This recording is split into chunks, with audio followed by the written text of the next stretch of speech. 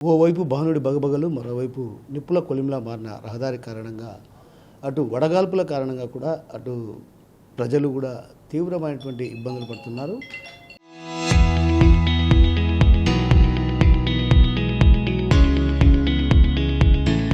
విలువెల్లాడుతున్నటువంటి పరిస్థితి కనిపిస్తుంది. ఈ నేపథ్యంలో మనతో పాటు ఎండకు సంబంధించి ఉష్ణోగ్రతలు రోజుకు కూడా అధికమవుతున్న నేపథ్యంలో ఎలాంటి జాగ్రత్తలు తీసుకోవాలి ఏంటన్నటువంటి విషయం అడిగి తెలుసుకునేందుకు మనతో పాటు ఇన్ఛార్జి డిఎంఎస్ గారు ఆయన అడిగి తెలుసుకునే ప్రయత్నం. సార్ చెప్పండి, ఎలాంటి ప్రికాషన్స్ తీసుకుంటే ఈ ఎండాకాలం మంచిది?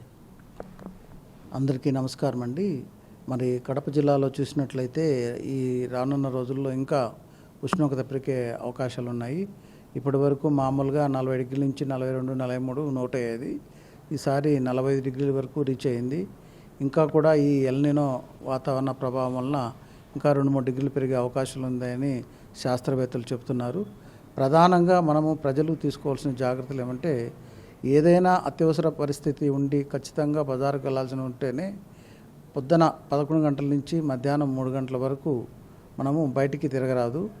అటువంటి పరిస్థితుల్లో మనం ఖచ్చితంగా తిరగాలి అనే ఏదైనా వర్క్ మీద తిరగాలి అనిపిస్తే నెత్తి మీద అంబ్రెల్లా పెట్టుకొని కానీ లేదా టోపీ పెట్టుకొని కానీ తిరగాల్సిందిగా కోరుతున్నాము. సాధ్యమైనంత వరకు ఎక్కువగా మనం నీటిని తీసుకోవాలి. ప్రతిరోజు 4 నుంచి 5 లీటర్ల నీటిని మనం తీసుకోవాలి.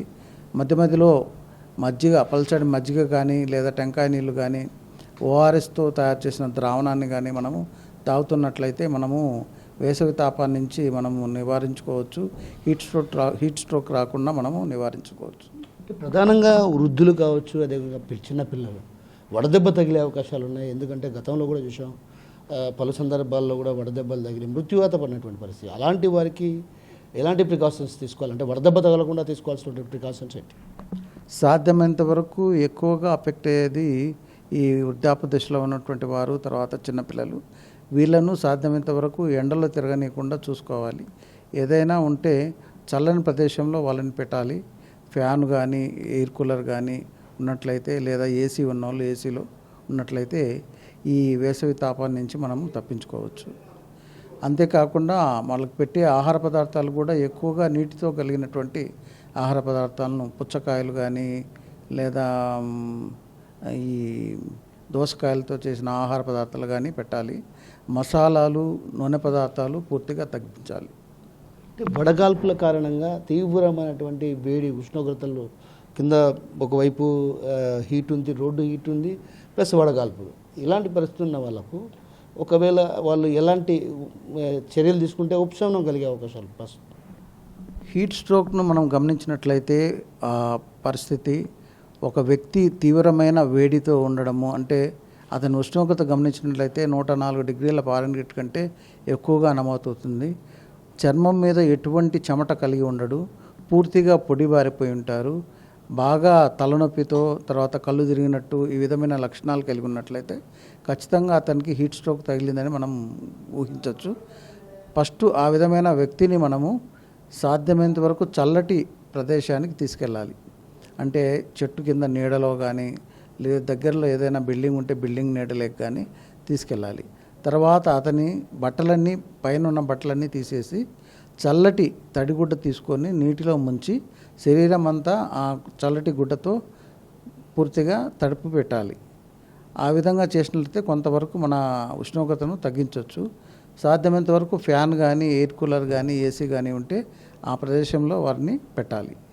సార్, ప్రధానంగా ఇప్పటికే మనం చూస్తున్నాం వడగాల్పుల కారణంగా కొంత ఏదైతే బాడీలో హీట్, మీరు అన్నట్టు బాడీలో హీట్ వచ్చినప్పుడు చెమట పట్టడం, ఆ స్వెట్టింగ్ ద్వారా ర్యాషెస్ వస్తున్నటువంటి పరిస్థితి కూడా ప్రధానంగా ఈ వేసవి కాలంలో కనిపిస్తూ ఉంటుంది. సో ఇలాంటి వాళ్ళకి మీరు ఏం సలహా ఇవ్వబోతున్నారు? ఏ వ్యక్తికైనా మన శరీర ఉష్ణోగ్రతను మన మెదడు నియంత్రిస్తుంది. మనము ఎప్పుడు మన శరీరాన్ని హైడ్రేషన్లో ఉంచుకోవాలి. హైడ్రేషన్ అంటే నీటి శాతం ఎక్కువ కలిగే విధంగా, పుష్కలంగా ఉండే విధంగా చేసుకోవాలి. దీనికి గాను సాధ్యమైనంత వరకు ఉదయం నుంచి రాత్రి మనం పండుకునేంత వరకు సాధ్యమైనంత వరకు ప్రతి 2 గంటలకి ఒక 200 ml వాటర్ని తాగితే ప్రతి ఒక్క వ్యక్తి లోపల నీటి శాతాన్ని అధికంగా కలిగి ఉంటాడు. తద్వారా మనము ఈ హీట్ స్ట్రోక్ను ఖచ్చితంగా నివారించుకోవచ్చు. భవిష్యత్తులో మరింత తీవ్రంగా ఎండలు వచ్చే అవకాశాలు ఉన్నాయి. అయితే ఉష్ణోగ్రతలు కూడా పెరిగే అవకాశాలు ఇప్పటికే 44 డిగ్రీల సెల్సియస్ ఉన్నటువంటి నేపథ్యం రాబోయే రోజులు ఇప్పుడు ఇది మే మాసం కాబట్టి మరికొద్ది రోజుల్లో కూడా తీవ్రత ఎక్కువగా ఉన్న నేపథ్యం కాబట్టి అలాంటి పరిస్థితి వస్తే ఎలా ఎదుర్కోవాలి? సాధ్యమైనంత వరకు అత్యవసర పనులు ఉంటే తప్పితే బయట తిరగవద్దని మనము అందరికీ చెప్తున్నాము. తర్వాత పల్చటి కాటన్ వస్త్రాలు, తెల్లటి రంగు కలిగిన వస్త్రాలు ధరించుకొని వెళ్తే మంచిది. సాధ్యమైనంత వరకు నలుపు రంగు హార్డ్ కలర్లో ఉన్నటువంటి ధరించకుండా ఉంటే మంచిది. బయటికి వెళ్ళేటప్పుడు ఖచ్చితంగా తలకు టోపీ పెట్టుకోవడము, లేదా చేతి టవల్ చుట్టుకోవడము, లేదు గొడుగు పట్టుకొని పోవడము వంటివి చేయాలి.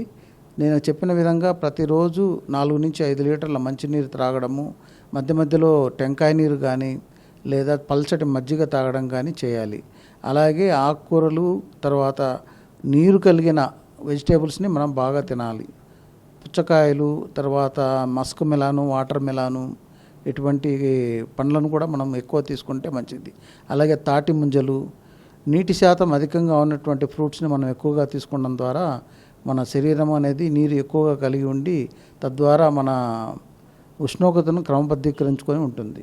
తద్వారా మనము హీట్ స్ట్రోక్లోకి వెళ్లకుండా మన దేహాన్ని కాపాడుకోవచ్చు. సో మొత్తం మీద ఏదైతే నీటి శాతం ఉన్నటువంటి ఏవైతే పానీయాలు ఉన్నాయో వాటిని మాత్రమే తీసుకోవాలి. అదేవిధంగా తర్బూజా కావచ్చు, తాటి ముంజలు వంటిని తీసుకోవడం వల్ల కొంత ఉపశమనం కలిగే అవకాశాలు ఉన్నాయి. రాబోయే రోజుల్లో ఎండ తీవ్రత ఎక్కువగా ఉన్న నేపథ్యం కాబట్టి ఖచ్చితంగా ఉదయం 11 గంటల నుంచి సాయంత్రం 3 గంటల వరకు ఎవరు కూడా బయటికి రాకూడదు. ఎందుకంటే ఎండల తీవ్రత అధికంగా వచ్చేటువంటి అవకాశం ఉన్న నేపథ్యంలో వడదెబ్బ తగిలే అవకాశం ఉంది. కాబట్టి ఈ నేపథ్యంలో ప్రతి ఒక్కరు కూడా జాగ్రత్తలు తీసుకుంటే ఆరోగ్యవంతులుగా ఉంటారన్నటువంటి విషయాన్ని మనతో పాటు ఉన్నటువంటి ఇన్ఛార్జి డిఎంహెచ్ఓ గారు చెప్తున్నారు. కెమెరా పర్సన్ రాముతో కిషోర్, RTV, కడప నుంచి.